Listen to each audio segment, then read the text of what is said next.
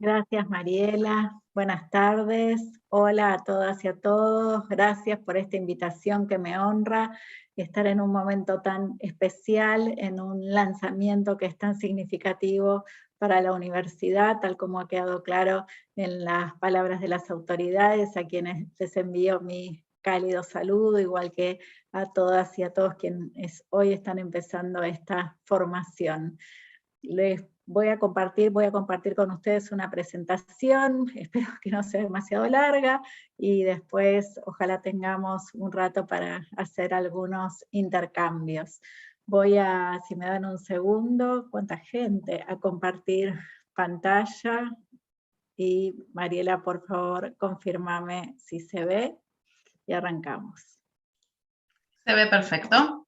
Bueno, esta conferencia, esta charla, tiene por título Reinventar la clase universitaria en la pospandemia. Déjenme contarles que esta es una idea con la que yo vengo trabajando desde bastante antes de la pandemia. Soy, como Mariela leía, docente desde hace más de 30 años en la Facultad de Filosofía y Letras de la Universidad de Buenos Aires, donde investigo y trabajo, bueno, tanto en el grado como en el posgrado, y desde donde elegí el campo de la tecnología educativa porque tuve una maestra memorable, la mejor maestra, Edith Litwin, que se dedicaba a esto, y entonces yo dije, bueno, yo me voy a dedicar a lo que ella se dedica. Dije eso después de una clase y acá estoy.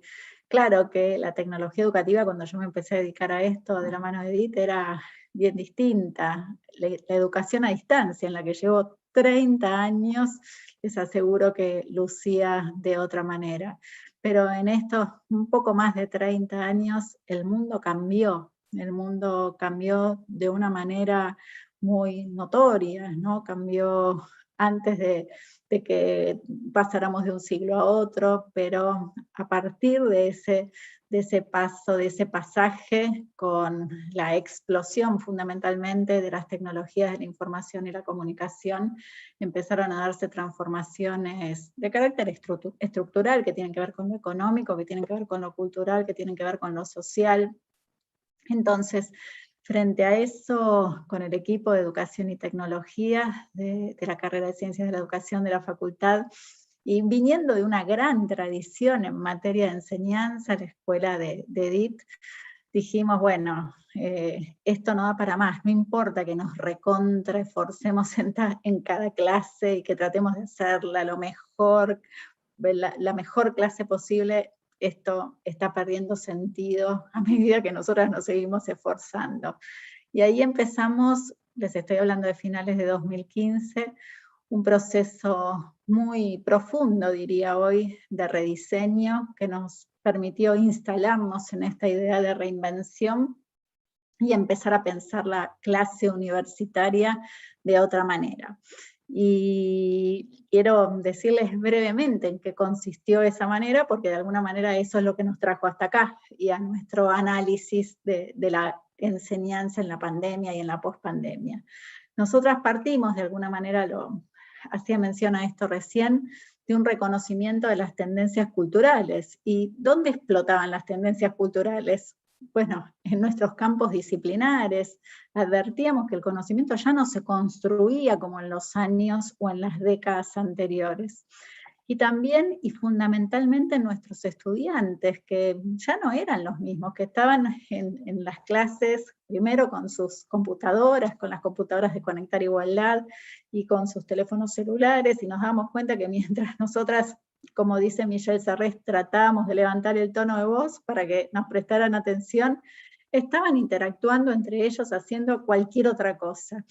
Y está bien, nosotras dijimos, hay que trabajar con esto, y definimos en ese momento 4 tendencias con las que íbamos a trabajar: intermitencia online-offline, nuestros estudiantes están acá, pero al mismo tiempo están en otro lado, estoy hablando de las clases presenciales en la calle Puan 480 de la facultad, de la Ciudad de Buenos Aires, en el primer piso, ¿sí? En el aula física. Están acá y al mismo tiempo están en otro lado. Después dijimos, están siendo parte de formas narrativas muy distintas, que tienen que ver, por ejemplo, con los juegos, con los videojuegos que juegan en red todo el día, que hacen que esperen de las propuestas otros caminos, entre otras cosas caminos distintos, no un único camino para recorrer un mundo virtual o una materia. Trabajamos recuperando una idea de Brink, Pearson y McAfee, que decían, bueno, este es un momento en el que no hay una aplicación en la que se sostenga un tipo de actividad, sino múltiples aplicaciones combinadas, ¿no? No es el campus virtual, es el campus virtual más WhatsApp, más YouTube, más Wikipedia, más todo lo que se nos ocurra. Y también trabajamos con la idea de registro. Nos dábamos cuenta que todo lo que hacíamos en clase estaba siendo registrado, los estudiantes no solamente lo subían a las redes, lo compartían, lo mandaban, por ejemplo, las evaluaciones en el mismo momento en que las tenían en las manos, las subían a la nube, sino que todo eso podía tener un sentido pedagógico profundo si nosotras nos animábamos a tomarlo, a decir, bueno, vamos a hacer propuestas que trabajen desde la clase presencial con intermitencia online-offline, con formas alteradas, con aplicaciones combinadas y con documentación diseñada. Así empezó este camino. Pero claro, no alcanzaba con eso, había que ponerle a la propuesta un motor. Y ese motor fue, y les diría sigue siendo, la problematización. Es decir, nuestra materia no es la repetición del contenido de la tecnología educativa de las últimas 5 décadas. Nuestra materia es mirar para afuera y ver cuáles son los problemas que tiene la sociedad en relación con la tecnología educativa, que tienen nuestros colegas docentes, las instituciones educativas, las políticas educativas. Busquemos un problema y trabajemos con eso. Y eso es lo que le va a dar sentido a este mes o a esta materia en su cuatrimestre.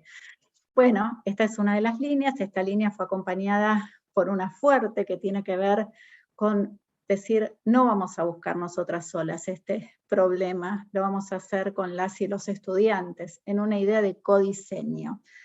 Pensar que la materia puede ser codiseñada con los estudiantes que tienen grandes ideas respecto de lo que podrían ser las prácticas de la enseñanza.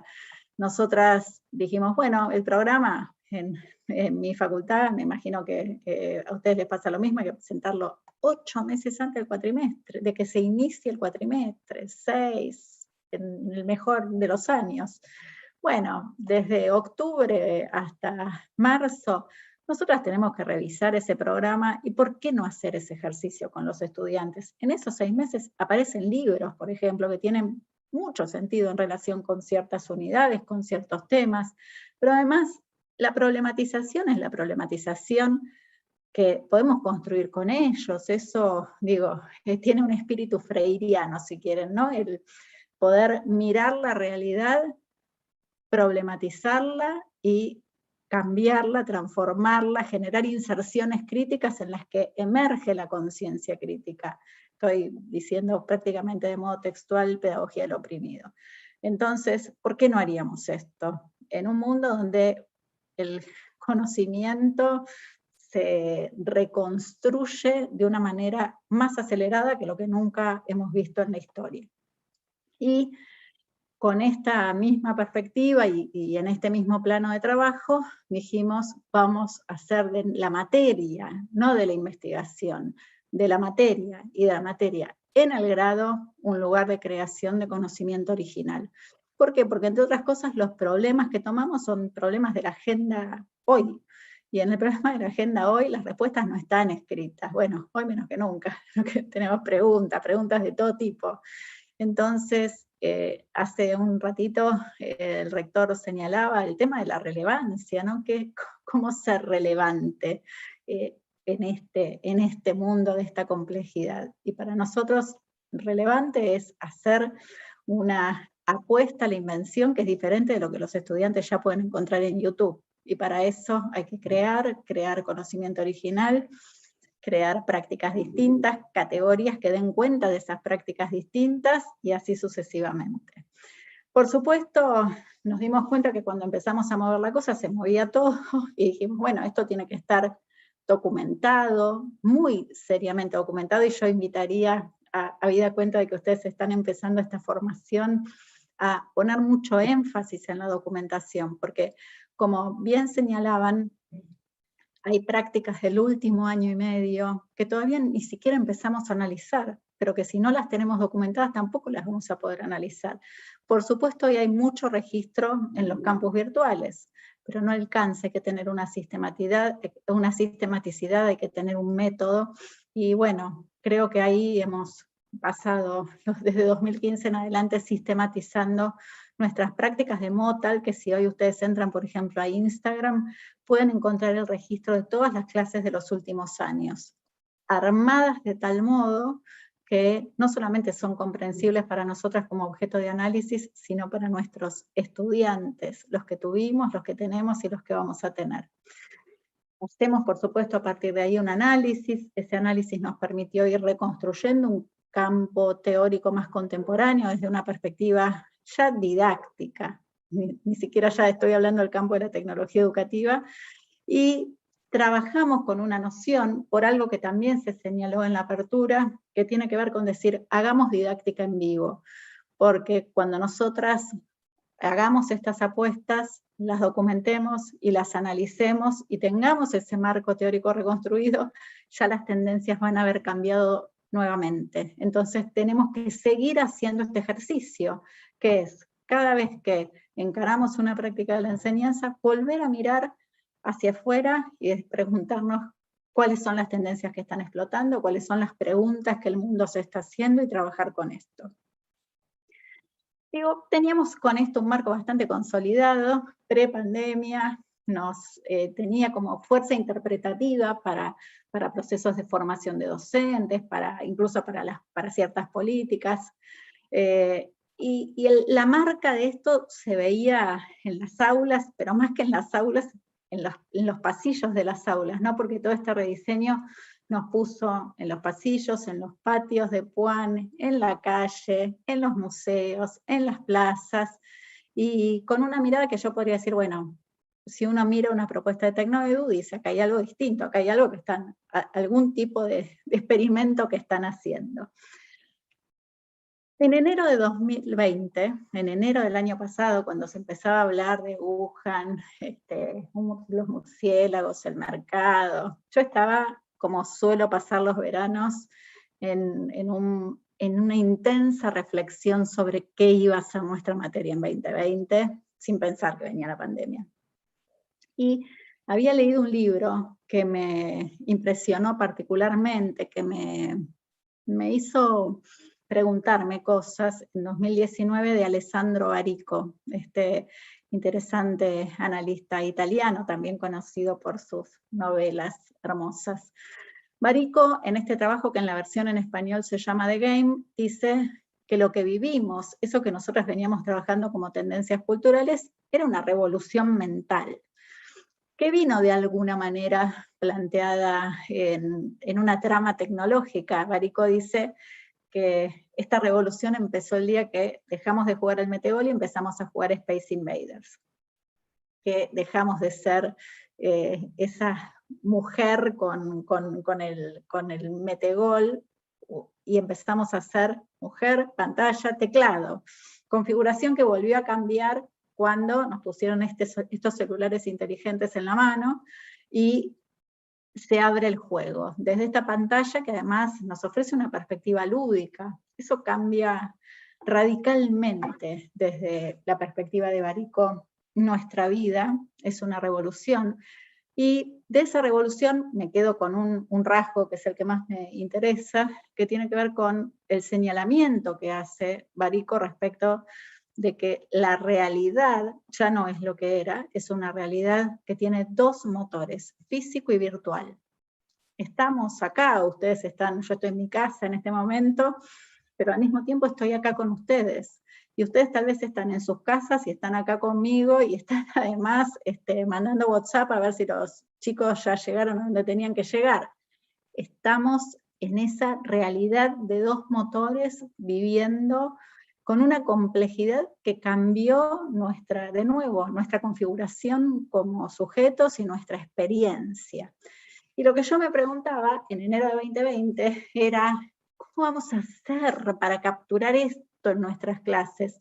Y les aseguro, digo, nosotros veníamos trabajando en toda esa propuesta de reinvención, estábamos en las redes, hacíamos videoconferencias con todo el mundo literal, pero yo decía, acá hay algo que no alcanza, no estamos al mismo tiempo en los dos motores.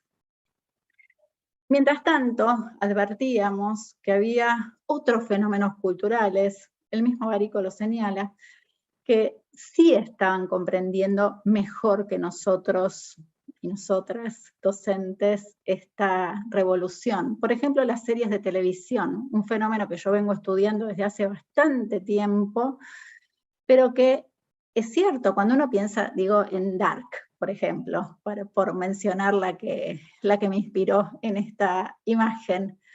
Dark es una construcción tan compleja desde el punto de vista cultural, que uno no la puede ver y entender si está solo, sentado o sola, sentada en el living de la casa.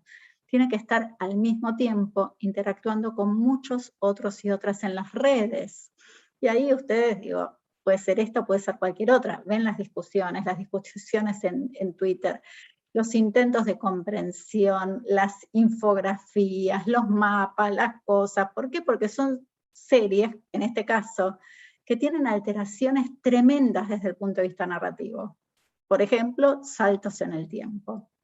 Este tema me interesa tanto que con nuestros maestrandos acabamos de publicar un libro que se llama Clases fuera de serie y que profundiza esta cuestión. Pero no es porque me gusten las series, me encantan las series, pero yo siento que aprendí de didáctica en los últimos años viendo series más que de ninguna otra manera, ¿sí? Como lugares de inspiración, de pensar cómo los recorridos que estamos haciendo son completamente lineales, como sostenía Edith Litwin, y que esa forma de conocer, lineal, secuencial, progresiva, está quebrada, pero está quebrada a nivel cultural.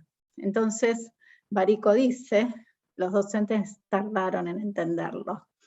Y probablemente ahí estábamos, ¿no? Sufriendo cuando nos dábamos cuenta, o intentando, o vaya a saber qué. Pero llegó la pandemia, llegó este tiempo tan dramático, tan oscuro, tan triste, con tanto sufrimiento, que nos tomó por sorpresa también a quienes nos dedicamos a la tecnología educativa, a la educación a distancia. No es un tema de quiénes, o sea, hay, por supuesto, un recorrido en este país en términos de la educación a distancia que tiene más de 30 años, pero no alcanzó ese recorrido a la hora de abordar plenamente una situación, una imagen que es la imagen de nuestra peor pesadilla, los edificios de nuestras instituciones educativas cerrados. Y esto produjo una tremenda conmoción. Una conmoción que yo me pregunto si todavía, si hemos superado y no sé qué contestarme. No sé qué contestarme, habida cuenta que no piso Puan 480 hace 1 año y medio, con todo lo que eso significa, ¿no? Significa en mi vida, significa en mi equipo, significa en relación con mi historia y con tantas otras cosas. Pero, digo, tuvimos que ponernos en marcha, como acá se señaló, y en ese ponernos en marcha, nosotras fuimos estudiando desde una perspectiva investigativa lo que estaba pasando, y acá quiero compartir con ustedes algunas recurrencias, ¿no? Cosas que vimos que se iban repitiendo.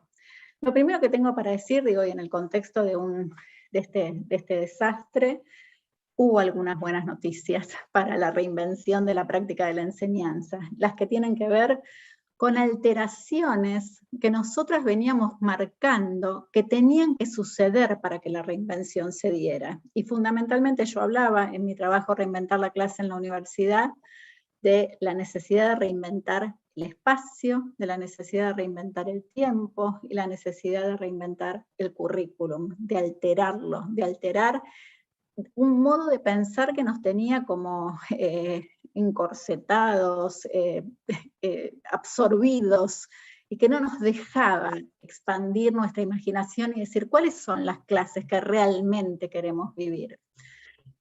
El espacio se alteró de hecho, nos cerraron los edificios, tuvimos que salir de las aulas físicas. El tiempo, hablando con los docentes y las docentes y también estudiantes en el trabajo de investigación, es probablemente la dimensión que más se alteró. Nuestros docentes dicen, el tiempo está superpuesto, el tiempo está pegoteado, el tiempo está sobrecargado, el tiempo es como un tiempo vuelve a ser un tiempo semejante al de la formación. ¿Por qué? Porque tuvimos que volver a aprender. Y respecto al currículum, en todos los niveles del sistema educativo, y digo, más allá incluso de la Argentina, se dio la posibilidad de pensar en términos de una priorización curricular. Yo venía hablando de minimalismo curricular como algo necesario para la reinvención, y bueno, de alguna manera la pandemia nos permitió poner esto en la agenda, hablar de esto y construir ciertos acuerdos. ¿Qué quiero decir con minimalismo? Bueno, cuando uno piensa un campo como el de la tecnología educativa, discúlpenme que use el propio ejemplo de mi materia, yo tengo para enseñar de la década del 30 del siglo pasado en adelante. Es una tan extensa enormidad de temas que si empiezo a seguir ese recorrido cronológicamente, nunca llegaría a hablar de estos temas, nunca llegaría al debate contemporáneo. Uno tiene que tomar decisiones durísimas que tienen que ver con decir, bueno, esto no lo voy a tomar este año. Y de repente voy a dar un capítulo que es histórico, un capítulo adentro de la materia, una clase que es histórica. Voy a decir, acá hay una historia enorme, grande, pero no es ese el lugar del desarrollo de la materia. Y para los que se preocupan y dicen, no, pero ¿y todo lo que hay que enseñar? Digo, nunca enseñamos todo. Olvidémonos de esto y empecemos a pensar, casi les diría, volvamos a los contenidos mínimos. Volvamos que están expresados en nuestros planes de estudio y que después se pierden porque se van alargando en los programas, en el programa del programa, la actualización del programa, etcétera, etcétera, etcétera. Entonces, las novedades eran interesantes en el medio de la desgracia. Sin embargo, podemos reconocer dos fases, fundamentalmente el año pasado, donde no necesariamente las capturamos. Hubo un primer momento del año en el que todo el énfasis estuvo puesto en poner a disposición. Yo digo, bueno, en este momento la pregunta era, ¿dónde está mi aula virtual? Incluso en instituciones que tenían desarrollos de aula virtual hace décadas. Pero las aulas virtuales eran para subir materiales, subir, y si no las subíamos, mandémoslos por WhatsApp, y si no, mandémoslos por correo, y si no, mandémoslos. Yo en un momento del año pasado dije, no al revoleo, paremos de revolear PDFs, porque esto no es educar. Y digo, si bien hay algo interesante ahí de lo contemporáneo, ¿no? Como una lógica on demand, bueno, que lo hagan cuando quieran, cuando puedan, el problema es transferir la responsabilidad al otro lado de la pantalla. Y además, hacerlo con una lógica, que esto está incluso señalado en un informe del Ministerio de Educación, es de tarea individual. Digo, en el momento en el que nos quedamos más solos, más aislados, más distanciados, más ensimismados, la mayor parte de lo que se propuso fue un trabajo de corte individual. Cuando las plataformas, los entornos tecnológicos que usamos, justamente han sido concebidos para la colaboración. Entonces acá tenemos como una serie de preguntas que se abren, y que están abiertas hoy, no es que se cerraron. En la segunda parte del año, cuando las condiciones de conectividad eran relativamente estables, lo que estalla es el evento sincrónico, como este. Y con una suerte de ilusión que es, bueno, si podemos hacer encuentros sincrónicos, estamos dando clase. Y la realidad es que no, porque la clase del evento sincrónico tiene que ver con un modelo que sabíamos que teníamos que abandonar antes de que empezara la pandemia. Es la clase en general expositiva, explicativa, que se puede poner en un video, no hace falta encontrarse para la mayor parte de las cosas que están sucediendo en los encuentros sincrónicos. Bueno, y además en algunos casos, habida cuenta de esa modalidad duran demasiado, ¿no? Esta idea de que si en clase estamos 4 horas, podemos estar 4 horas en un Zoom escuchando al docente hablar. Bueno, no es esa la reinvención de la práctica de la enseñanza. También acá hay algo interesante, digo, en todos los fenómenos de la cultura de este último año y medio se hicieron vivos, streaming, hay mucha conexión que tiene que ver con el estar en vivo, pero estar en vivo para hacer cosas que no se pueden hacer cuando uno no se encuentra, ¿sí? Y ese me parece que es la pregunta que nos tenemos que hacer. ¿Cuál es el carácter de los encuentros que queremos, que nuestros estudiantes desean? Porque si no, después, ¿por qué ni siquiera nos preguntemos por qué están las cámaras apagadas? Porque ya sabemos la respuesta.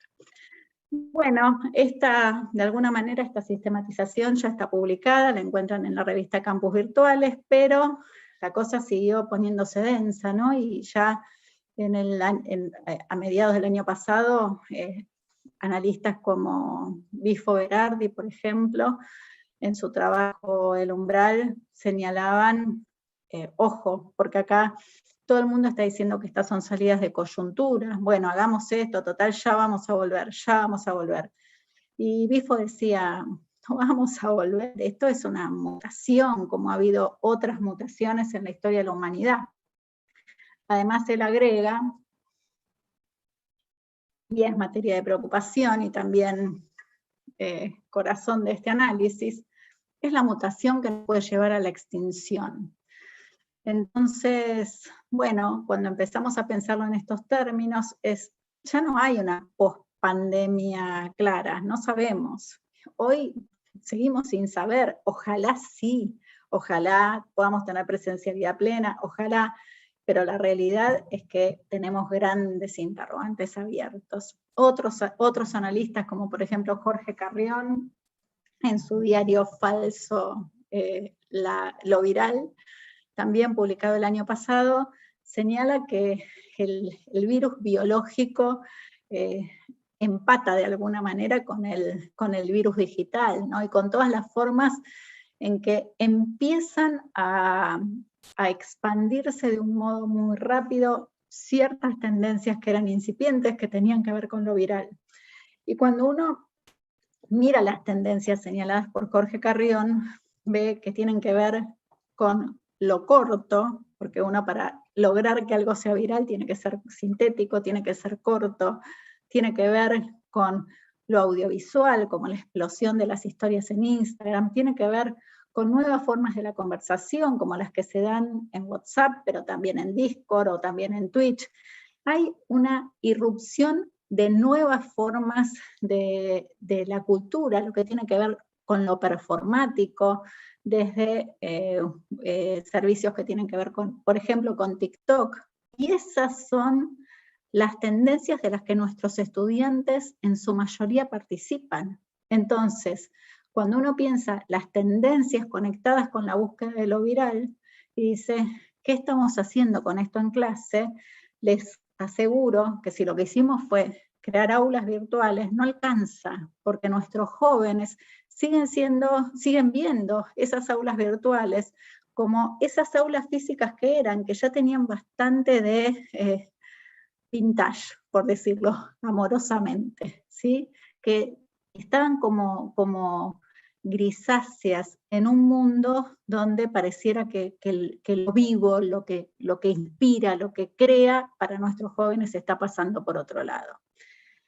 Bueno, ¿qué hacemos con esto, no? Yo creo, y acá mirando para adelante, creo que tenemos que poder pensar en un marco distinto. El problema no es dominar el aula virtual. Es muy sencillo. Lo que aprendimos en este año es que eso no es tan complicado, que casi todos podíamos hacerlo y que incluso si no podíamos hacerlo, alguien nos iba a ayudar. Para eso están los sistemas de educación a distancia al interior de las universidades, los colegas de los equipos pedagógicos que apoyan y los colegas de la cátedra, a veces los más jóvenes que se hacen cargo y ayudan y lo resuelven.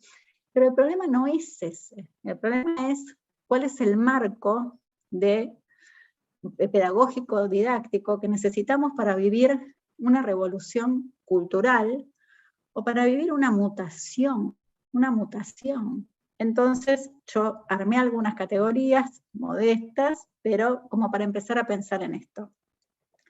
Y la primera tiene que ver con superar estas discusiones binarias horribles que me tienen agotada respecto de si es presencial o virtual. Bueno, acá ya se señaló, no es una u otra. pero me parece, quiero decirlo con toda la fuerza posible, es al mismo tiempo una práctica física y virtual. Ya sea porque el aula física está cerrada, pero uno piensa lo virtual en relación con una intervención en el mundo físico, porque esas son las transformaciones. Y cuando uno tiene el aula física abierta, igual tiene que estar en la virtualidad, porque esa es la única chance que tenemos de hablar con otras, con otros, con las organizaciones de la cultura, con la política, de empezar a pensar en términos de horizontes de transformación. Me parece que si nosotros queremos ser relevantes, queremos poner a nuestras universidades como lugares donde se crea conocimiento original, anclado en el contexto, anclado en el territorio, tenemos que poder mirar para afuera y decir con qué vamos a trabajar en este momento de la historia. En nuestro caso, digo, para dar un ejemplo, lo que hicimos fue arrancar el año pasado. No sabíamos realmente si la facultad estaba abierta, para ser sincera. Nos dijeron, bueno, traten de arrancar, y en la primera semana de clases nos dedicamos a conocer a nuestros estudiantes, a escuchar sus historias, a ver cómo estaban viviendo la pandemia. Las 2 primeras semanas creo que nos dedicamos a eso. Pero además les dijimos a nuestros estudiantes, discutamos qué podemos hacer en este contexto. El Ministerio de Educación tiene que tomar una posición respecto de la política educativa en relación con la tecnología. Sentémonos con el ministerio, preguntémosles qué preguntas están haciendo ellos y trabajemos con eso. Y a los 15 días de materia, nuestros estudiantes se estaban reuniendo con la Directora Nacional de Educación Secundaria y estaban debatiendo una línea de trabajo que hizo que se tragaran los libros, ¿sí? No hicimos ni siquiera videos explicativos de los textos, se los tragaron, porque querían tener un proyecto para presentarle al Ministerio de Educación. Y lo tuvieron, y lo debatieron con especialistas, y lo pusimos en las redes, y generamos una propuesta totalmente seria, que cuando terminó dijimos, bueno, ya son tecnólogos educativos. Pero además, cuando les preguntamos al final de la cursada qué les había pasado con la materia, dijeron, cuando todo era tan incierto, nos dieron una meta que abrazar. O sea, ese proyecto nos trajo certeza donde nada tenía certeza. Por supuesto, cuando uno empieza a mirar hacia afuera y hace este tipo de construcciones, el eje está en la producción, no está en la explicación. Y de nuevo, acá pónganlo en el entorno virtual que quieran, en el campus, en una combinación de aplicaciones, en WhatsApp, pero cuando el eje está en la producción, está en la producción. Y hay que darle a la gente la posibilidad de que cree originalmente, que trascienda lo que dicen los libros, que además están escritos en general hace mucho tiempo, los que ponemos en nuestras materias. Que produzca, pero que produzca colaborando, ¿no? Yo creo que la trama de la construcción del conocimiento contemporáneo es colaborativa. ¿Dónde vamos a aprender esto si no lo aprendemos en la universidad? Me parece que incluso de nuevo, en este momento, que sigue siendo tan difícil desde el punto de vista emocional, social, nuestra construcción tiene que ser en red, tiene que ser solidaria, tiene que ser apoyando al otro o a la otra que está pasando por una desgracia tremenda. Y esa trama emerge en una producción que hacemos entre todos. Ahí el valor del encuentro, físico o sincrónico, cambia, porque nos encontramos cuando hace falta, nos encontramos cuando tiene sentido encontrarnos, nos encontramos físicamente cuando lo que estamos produciendo tiene una cierta materialidad, o tiene que ocurrir en el laboratorio, o tiene que ocurrir en el terreno, donde sea. Pero ese es el encuentro que vale la pena. O sea, nuestros estudiantes no van a querer encontrarse con nosotros de una manera obligatoria o no, para que repitamos lo que dice Barico. Entonces, volver a dimensionar qué es el encuentro, de nuevo, físico o sincrónico.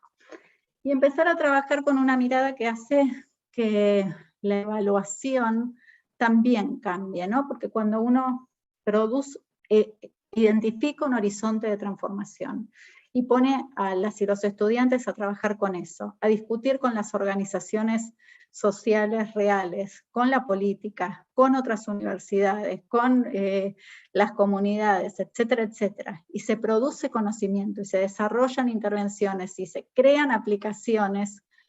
Entonces ya todos sabemos que saben lo que tienen que saber, porque estamos mirando el proceso de construcción. Y además, si trabajamos en entornos tecnológicos, quedan registros de todo tipo de lo que están aprendiendo. Podemos mirar ahí y ver si están aprendiendo.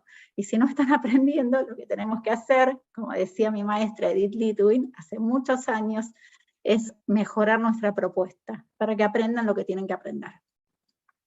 Estoy trabajando este marco con una idea de diseño, que es el ensamble. Estoy pensando en la posibilidad de agarrar como si hiciéramos una escultura, agarrar diferentes materiales, diferentes miradas, diferentes voces, e ir generando con esto la propuesta didáctica, y el ensamble nunca se hace solo. Creo que si hay algo que destaca de este momento, algo que tenemos que valorar muchísimo de la pandemia, es que vemos el emerger de la docencia como una acción colectiva. A veces, digo, en la universidad esto se da por la estructura de cátedras o la estructura departamental, a veces no se da ni siquiera con esas estructuras, pero en este momento me parece que aún en aquellos casos donde uno está, por ejemplo, solo o sola con su materia, es el momento de mirar el horizonte de transformación y decir cómo lo vamos a abordar colectivamente, en colaboración, solidariamente. Ningún problema de la realidad es materia de una sola materia, de un solo campo disciplinar, como ya sabemos. Entonces, empezar a pensar en estos términos. Quiero, para ir terminando, decirles que en este año y medio que llevamos de condiciones alteradas, lo que tuvimos oportunidad de tensionar es la hegemonía de la didáctica clásica, explicación, aplicación, verificación, control, que seguía siendo preponderante en nuestras universidades, a pesar de los esfuerzos de los más innovadores por cambiarlo. Este momento sigue siendo un momento de experimentación, y por eso es tan importante y oportuna esta formación, este periodo de formación que ustedes inician. Pero lo que necesitamos es ver si podemos arrancarle a este momento de experimentación una comprensión y un modo de trabajar que tenga que ver con estar al mismo tiempo en lo físico y en lo virtual, con esta posibilidad de reinventarnos, porque el riesgo que corremos no es que volvamos a las aulas físicas a pararnos y hablar. El riesgo es que volvamos a la hegemonía de la didáctica clásica, que nuestros estudiantes ya superaron, porque cuando ven que esos son los rasgos de la propuesta, se van a ver videos en YouTube, no quieren estar en clase. Entonces me parece que este es como el parteaguas, ¿no? Mi preocupación es cómo vamos a volver a la presencialidad en el momento que podamos, de una manera plena, con propuestas que justifiquen, que le den sentido al hecho de estar en clase al mismo tiempo, juntas, juntos, y hacer de eso una propuesta que valga la pena vivir. Para terminar, dejo algunas claves. Creo que estas propuestas necesitan de acuerdos distintos. Qué bueno que haya 500 docentes que van a poder discutir estos nuevos acuerdos que tienen que ver con la posibilidad de pensar encuadres distintos, diferentes, marcos distintos. Una trama, de nuevo, esta es una oportunidad gigante para ustedes de pensar colectivamente, una trama para pensar colectivamente, la posibilidad de construir propuestas distintas, que ofrezcan alternativas, porque si estamos en un mundo físico y virtual, ¿por qué todos tendrían que estar haciendo lo mismo al mismo tiempo? ¿Por qué no unos pueden ir por un camino y otros por otro? Porque eso podría ser muchísimo más inclusivo. Estamos viendo, por ejemplo, en este momento, estudiantes que se conectan a los encuentros sincrónicos desde sus lugares de trabajo, por ejemplo haciendo albañilería. Esa es la universidad en un punto más inclusiva que hemos tenido jamás. ¿Cómo vamos a defender eso? ¿Cómo vamos a construir en el dolor cercanía, aun cuando tengamos que seguir virtualmente por un tiempo? ¿Cómo vamos a sostener a como sea la continuidad? Lo que no podemos es permitir que ni un chico ni una chica se vaya, porque el derecho a la educación y a la educación superior no puede ser hackeado por una pandemia. Y también, ¿cómo vamos a hacer para volver a apasionarnos, ¿no? Nosotras y nosotros, que también estamos cansados, desgastados, agotados, pero que, de nuevo, nuestra pasión está movida, si quieren, por el derecho a la educación que tenemos que defender. Quiero cerrar con las palabras de la maestra Alicia de Alba, la maestra mexicana, que dice: desde lo educativo se muestra la urgencia de una nueva y radical operación pedagógica capaz de construir vínculos y articular demandas, voces, valores, creencias, costumbres, juegos de lenguaje y formas de vida hacia la construcción de otra era de la humanidad.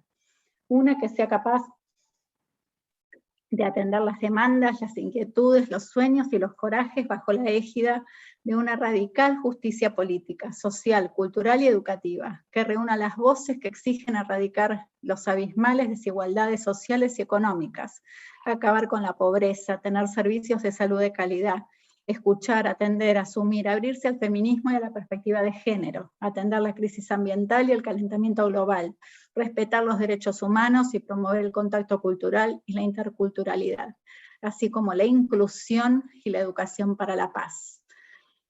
Para mí, este es el camino a pensar que esta mutación no nos lleve a la extinción, sino que nos dé la posibilidad de pensar en un mundo mejor, que nos dé esperanza, que nos dé una esperanza de reconstrucción, una esperanza de supervivencia. Pero en lo concreto del día a día tenemos que generar propuestas que, además de estar en la virtualidad, sean esperanzadoras, nos muestren a diario que este mundo complejo puede ser mejor. Y para mí ese es el compromiso, es hacerlo desde nuestras universidades, desde las universidades públicas. También con eso creo que vamos a hacer que nuestros estudiantes quieran quedarse, quieran estar y terminen. Y entonces, de repente acá se abrió una puerta importante, histórica, para que empecemos a debatir no solo el derecho a la educación superior, sino también el derecho al egreso. Muchas gracias y me quedo